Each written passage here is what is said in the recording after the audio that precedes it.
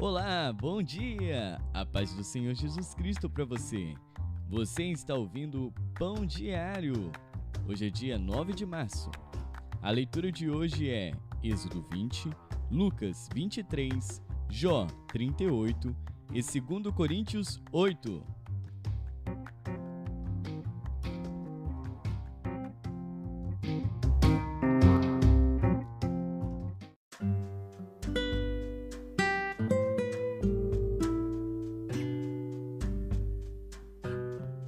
Êxodo.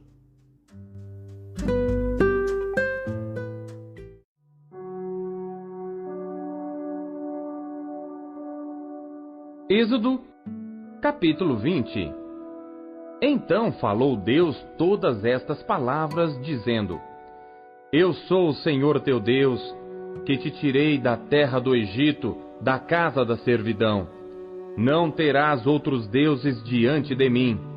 Não farás para ti imagem de escultura, nem alguma semelhança do que há em cima nos céus, nem embaixo na terra, nem nas águas debaixo da terra. Não te encurvarás a elas, nem as servirás, porque eu, o Senhor teu Deus, sou Deus zeloso, que visito a iniquidade dos pais nos filhos, até a 3ª e 4ª geração daqueles que me odeiam. E faço misericórdia a milhares dos que me amam e aos que guardam os meus mandamentos. Não tomarás o nome do Senhor teu Deus em vão, porque o Senhor não terá por inocente o que tomar o seu nome em vão. Lembra-te do dia do sábado para o santificar. 6 dias trabalharás e farás toda a tua obra. Mas o 7º dia é o sábado do Senhor teu Deus. Não farás nenhuma obra, nem tu, nem teu filho, nem tua filha, nem o teu servo, nem a tua serva, nem o teu animal, nem o teu estrangeiro que está dentro das tuas portas. Porque em 6 dias fez o Senhor os céus e a terra, o mar e tudo que neles há, e ao 7º dia descansou. Portanto, abençoou o Senhor o dia do sábado e o santificou. Honra a teu pai e a tua mãe, para que se prolonguem os teus dias na terra que o Senhor teu Deus te dá. Não matarás, não adulterarás, não furtarás, não dirás falso testemunho contra o teu próximo. Não cobiçarás a casa do teu próximo, não cobiçarás a mulher do teu próximo, nem o seu servo, nem a sua serva, nem o seu boi, nem o seu jumento, nem coisa alguma do teu próximo. E todo o povo viu os trovões e os relâmpagos e o sonido da buzina e o monte fumegando. E o povo, vendo isso, retirou-se e pôs-se de longe. E disseram a Moisés: Fala tu conosco e ouviremos, e não fale Deus conosco, para que não morramos. E disse Moisés ao povo: Não temais, Deus veio para vos provar, e para que o seu temor esteja diante de vós, a fim de que não pequeis. E o povo estava em pé de longe. Moisés, porém, se chegou à escuridão, onde Deus estava. Então disse o Senhor a Moisés: Assim dirás aos filhos de Israel: Vós tendes visto que, dos céus, eu falei convosco. Não fareis outros deuses comigo. Deuses de prata ou deuses de ouro não fareis para vós. Um altar de terra me farás, e sobre ele sacrificarás os teus holocaustos e as tuas ofertas pacíficas, as tuas ovelhas e as tuas vacas. Em todo lugar onde eu fizer celebrar a memória do meu nome, virei a ti e te abençoarei. E se me fizeres um altar de pedras, não o farás de pedras lavradas. Se sobre ele levantares o teu buril, profaná-lo-ás. Também não subirás ao meu altar por degraus, para que a tua nudez não seja descoberta diante deles.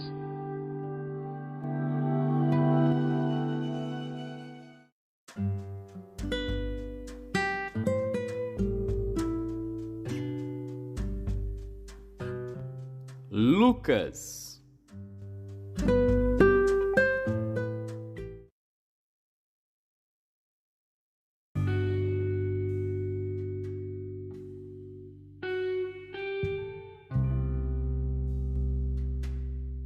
Capítulo 23. E levantando-se toda a multidão deles, o levaram a Pilatos, e começaram a acusá-lo, dizendo: Havemos achado este pervertendo a nossa nação, proibindo dar o tributo a César, e dizendo que ele mesmo é Cristo, o Rei. E Pilatos perguntou-lhe, dizendo: Tu és o Rei dos judeus? E ele, respondendo, disse-lhe: Tu o dizes.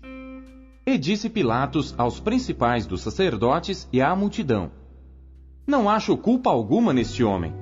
Mas eles insistiam cada vez mais, dizendo: Alvoroça o povo, ensinando por toda a Judéia, começando desde a Galiléia até aqui. Então Pilatos, ouvindo falar da Galiléia, perguntou se aquele homem era galileu. E sabendo que era da jurisdição de Herodes, remeteu-o a Herodes, que também naqueles dias estava em Jerusalém. E Herodes, quando viu a Jesus, alegrou-se muito, porque havia muito que desejava vê-lo, por ter ouvido dele muitas coisas, e esperava que lhe veria fazer algum sinal. E interrogava-o com muitas palavras, mas ele nada lhe respondia. E estavam os principais dos sacerdotes e os escribas, acusando-o com grande veemência. E Herodes, com seus soldados, desprezou-o e, escarnecendo dele, vestiu-o de uma roupa resplandecente e tornou a enviá-lo a Pilatos. E no mesmo dia, Pilatos e Herodes entre si se fizeram amigos, pois dantes andavam em inimizade um com o outro. E convocando Pilatos os principais dos sacerdotes e os magistrados e o povo, disse-lhes: Haveis-me apresentado este homem como pervertedor do povo. E eis que, examinando-o na vossa presença, nenhuma culpa das de que o acusais acho neste homem. Nem mesmo Herodes, porque a ele vos remeti, e eis que não tem feito coisa alguma digna de morte. Castigá-lo-ei, pois, e soltá-lo-ei. E era-lhe necessário soltar-lhes um pela festa. Mas toda a multidão clamou a uma, dizendo: Fora daqui com este, e solta-nos Barrabás! O qual fora lançado na prisão por causa de uma sedição feita na cidade e de um homicídio. Falou, pois, outra vez Pilatos, querendo soltar a Jesus. Mas eles clamavam em contrário, dizendo: Crucifica-o, crucifica-o! Então ele, pela terceira vez, lhes disse: Mas que mal fez este? Não acho nele culpa alguma de morte. Castigá-lo-ei, pois, e soltá-lo-ei. Mas eles instavam com grandes gritos, pedindo que fosse crucificado. E os seus gritos e os dos principais dos sacerdotes redobravam. Então Pilatos julgou que devia fazer o que eles pediam, e soltou-lhes o que fora lançado na prisão por uma sedição e homicídio, que era o que pediam, mas entregou Jesus à vontade deles. E quando o iam levando, tomaram um certo Simão Cirineu, que vinha do campo, e puseram-lhe a cruz às costas, para que a levasse após Jesus.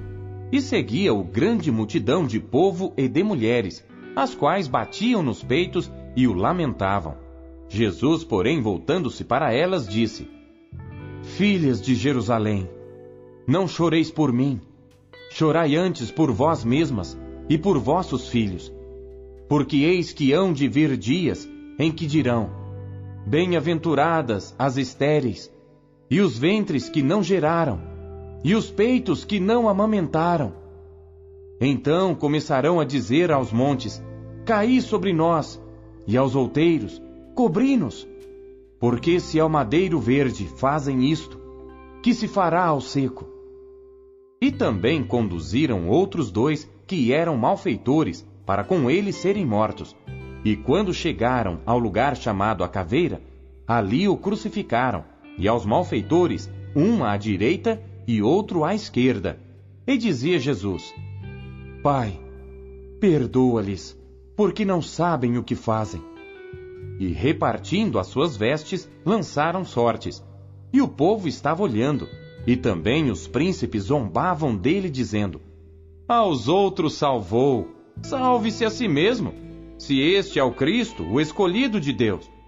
E também os soldados o escarneciam, chegando-se a ele e apresentando-lhe vinagre, e dizendo: Se tu és o rei dos judeus, salva-te a ti mesmo. E também por cima dele estava um título escrito em letras gregas, romanas e hebraicas: Este é o rei dos judeus. E um dos malfeitores que estavam pendurados blasfemava dele, dizendo: Se tu és o Cristo, salva-te a ti mesmo e a nós.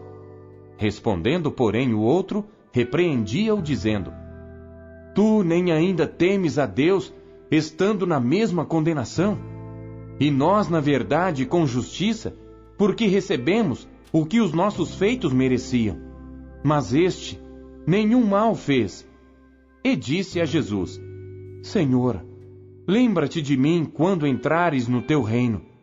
E disse-lhe Jesus: Em verdade te digo, que hoje estarás comigo no paraíso. E era já quase a hora sexta, e houve trevas em toda a terra até a hora nona, escurecendo-se o sol. E rasgou-se ao meio o véu do templo. E clamando Jesus com grande voz, disse: Pai, nas tuas mãos entrego o meu espírito. E havendo dito isto, expirou. E o centurião, vendo o que tinha acontecido, deu glória a Deus, dizendo: Na verdade, este homem era justo. E toda a multidão que se ajuntara a este espetáculo, vendo o que havia acontecido, voltava batendo nos peitos. E todos os seus conhecidos e as mulheres que juntamente o haviam seguido desde a Galiléia, estavam de longe vendo estas coisas.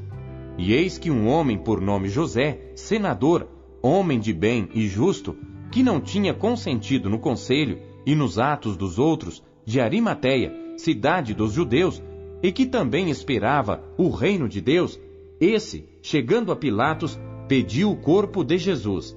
E havendo-o tirado, envolveu-o num lençol e pô-lo num sepulcro escavado numa penha, onde ninguém ainda havia sido posto.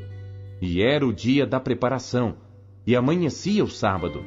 E as mulheres que tinham vindo com ele da Galiléia seguiram também e viram o sepulcro e como foi posto o seu corpo.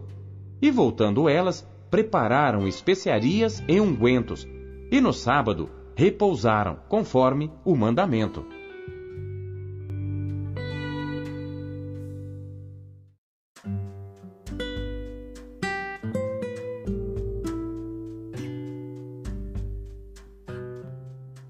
Jó.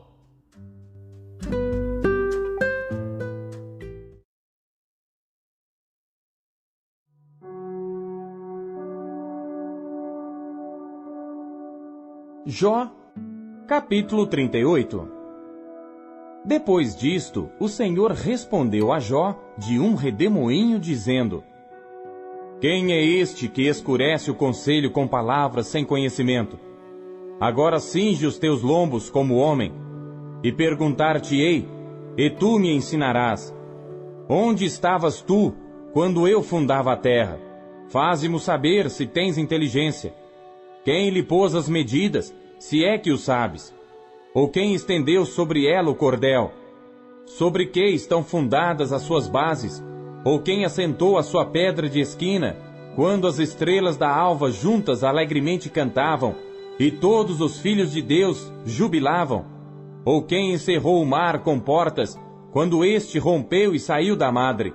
Quando eu pus as nuvens por sua vestidura, e a escuridão por faixa? Quando eu lhe tracei limites, e lhe pus portas e ferrolhos, e disse: Até aqui virás, e não mais adiante, e aqui se parará o orgulho das tuas ondas? Ou desde os teus dias, deste ordem à madrugada, ou mostraste à alva o seu lugar, para que pegasse nas extremidades da terra, e os ímpios fossem sacudidos dela, e se transformassem como barro sob o selo, e se pusessem como vestidos, e dos ímpios se desvie a sua luz, e o braço altivo se quebrante? Ou entraste tu até as origens do mar, ou passeaste no mais profundo do abismo? Ou descobriram-se-te as portas da morte, ou viste as portas da sombra da morte? Ou com o teu entendimento chegaste às larguras da terra, Faze-mo saber se sabes tudo isto. Onde está o caminho onde mora a luz? E quanto às trevas, onde está o seu lugar, para que as tragas aos seus limites, e para que saibas as veredas da sua casa? De certo, tu o sabes, porque já então eras nascido, e por ser grande o número dos teus dias. Ou entraste tu até aos tesouros da neve, e viste os tesouros da saraiva, que eu retenho até ao tempo da angústia, até ao dia da peleja e da guerra? Onde está o caminho em que se reparte a luz e se espalha o vento oriental sobre a terra? Quem abriu para a inundação um leito e um caminho para os relâmpagos dos trovões, para chover sobre a terra? Onde não há ninguém, e no deserto, em que não há homem, para fartar a terra deserta e assolada, e para fazer crescer os renovos da erva? A chuva, porventura, tem pai? Ou quem gerou as gotas do orvalho? De que ventre procedeu o gelo? E quem gerou a geada do céu? Como debaixo de pedra as águas se endurecem, e a superfície do abismo se congela. Ou poderás tu ajuntar as delícias do sete estrelo, ou soltar os cordéis do Órion? Ou produzir as constelações a seu tempo, e guiar a ursa com seus filhos?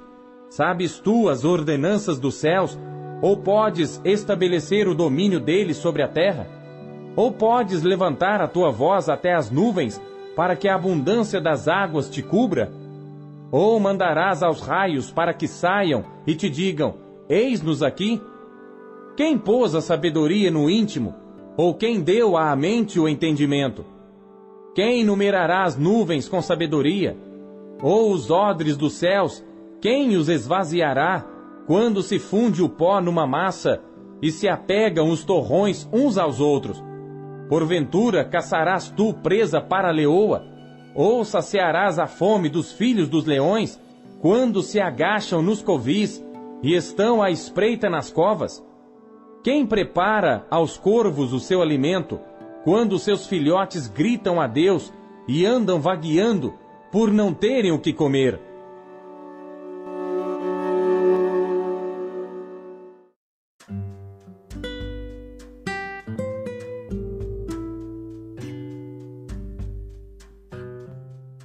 Segundo Coríntios.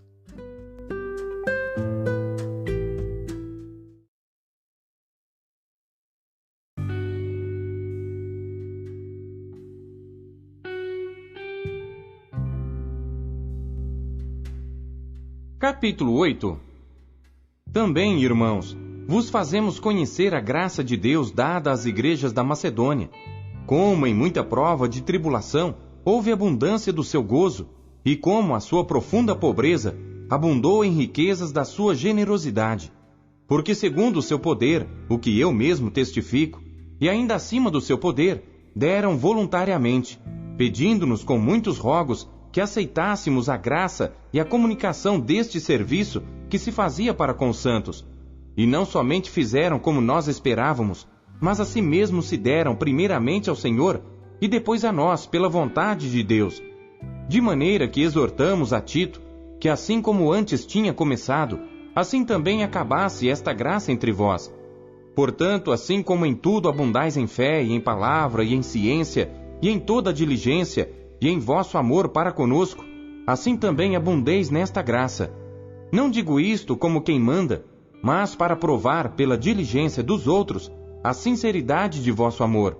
Porque já sabeis a graça de nosso Senhor Jesus Cristo, que sendo rico, por amor de vós se fez pobre, para que pela sua pobreza enriquecesseis. E nisto dou o meu parecer, pois isto convém a vós, que desde o ano passado começastes, e não foi só praticar, mas também querer. Agora, porém, completai também o já começado, para que assim como houve a prontidão de vontade, haja também o cumprimento segundo o que tendes. Porque se há prontidão de vontade, será aceita segundo o que qualquer tem, e não segundo o que não tem.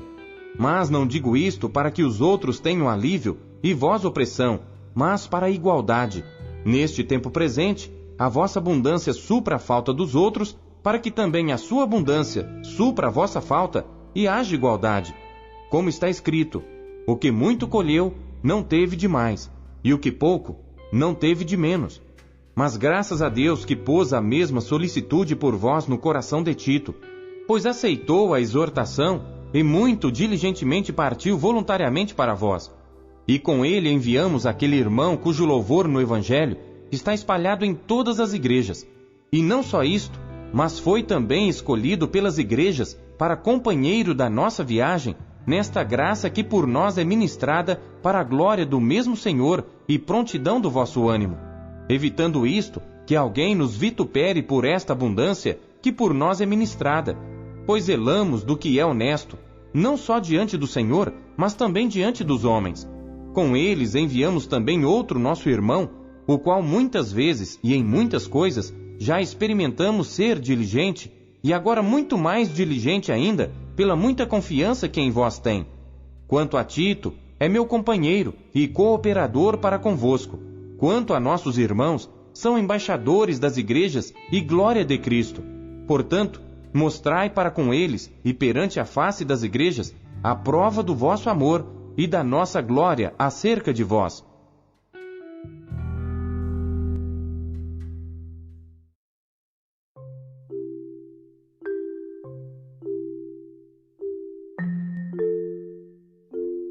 Deus fala por meio de sua palavra. O que ele lhe disse hoje? Você acabou de ouvir Pão Diário.